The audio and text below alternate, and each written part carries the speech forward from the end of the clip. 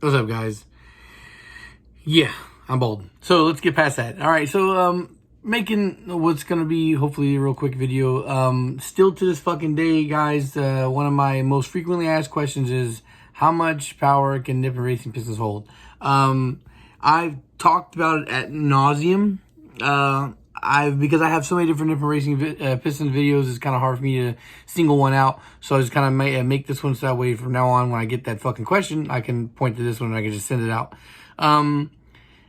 The turbo Nippon racing Pistons are rated for, I can't remember, but I know that like the highest rating I've seen actually looked at the Nippon racing Pistons. I think the K series ones, they're like rated for like 600 horsepower.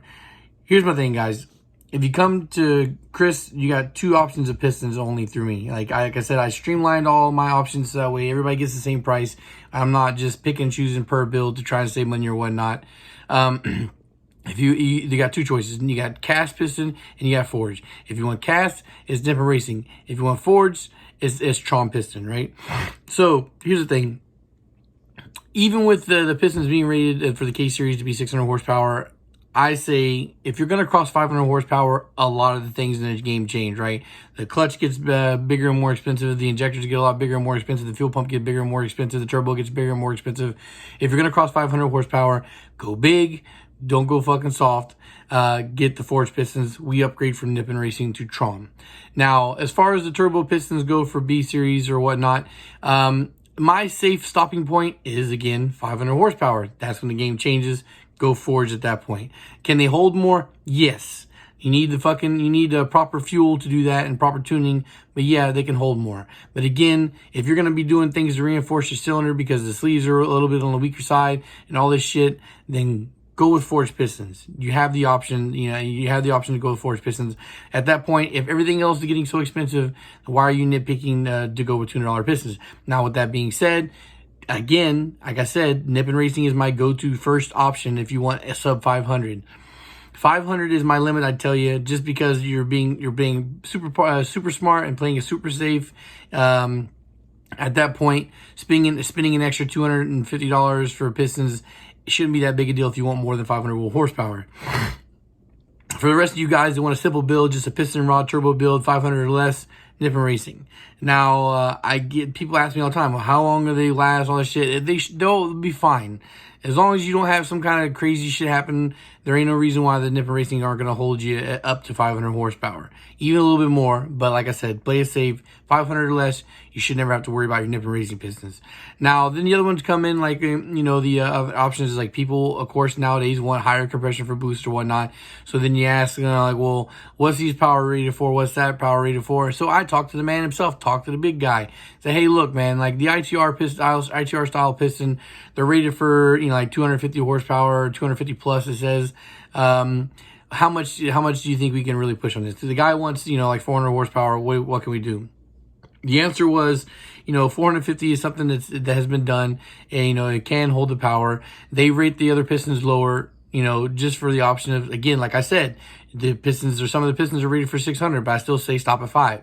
So those higher compression pistons, because I guess I would imagine that to get to the high power with that kind of compression, you're going to need boost, and then things that become delicate, because high compression boost, while it is a common thing nowadays and is a lot more easier, it still takes some skill to tune. It's not as easy and cookie cutter, so it's easier to make a mistake and fuck it up and then blame the piston, right? So if you want a higher compression piston and you want to boost, then again, 500 is your stopping point.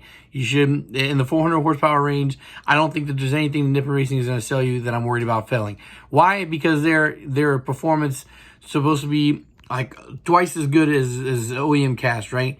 Now, OEM cast pistons aren't really necessarily the problem when it comes to building building power with Honda. K series aside, even the B series will hold up big power before you have to really worry about breaking a ringland, as you're far more likely to throw a rod through your block before you crack a ringland on a piston. So there's nothing that I'm going to tell you for Nippon Racing that I'm not going to recommend. Now, if you want to fucking do the higher compression and you're a little nervous on it, then I'm not going to try and force Nippon Racing down your throat. I'll say upgrade to forged.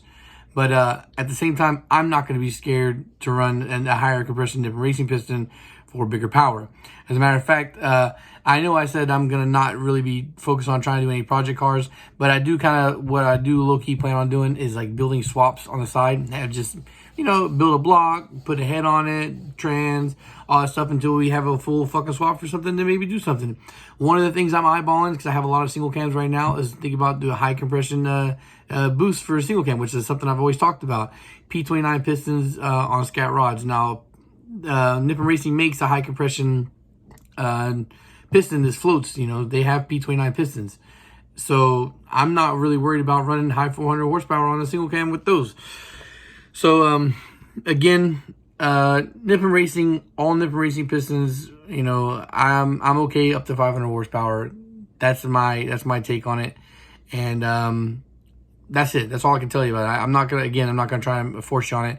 It's just, if you're asking my opinion, this is my blanket statement for Nippon Racing. I trust just about anything from Nippon Racing up to that range. Anything else, go forged.